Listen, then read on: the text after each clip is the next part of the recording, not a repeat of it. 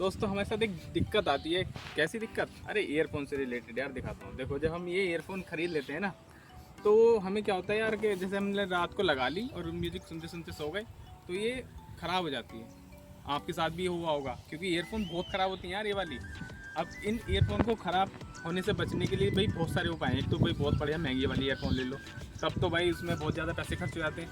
लेकिन ये जो ईयरफोन है, मैं आपको एक ऐसा जुगाड़ बताऊंगा ना, एक ऐसा तरीका बताऊंगा बिल्कुल मस्त वाला, कि ये जो है ना एकदम ऐसे हो जाएगी कि आपकी भाई सालों साल चलेगी। और देखने में सब लोग कहेंगे यार कहाँ से आई है भाई, कहाँ से आई है यार ये ईयरफोन, बहुत ही तगड़ी ईयरफोन लगेगी। तो चलो आज मैं आपको यही सब बताता हूँ। तो चलो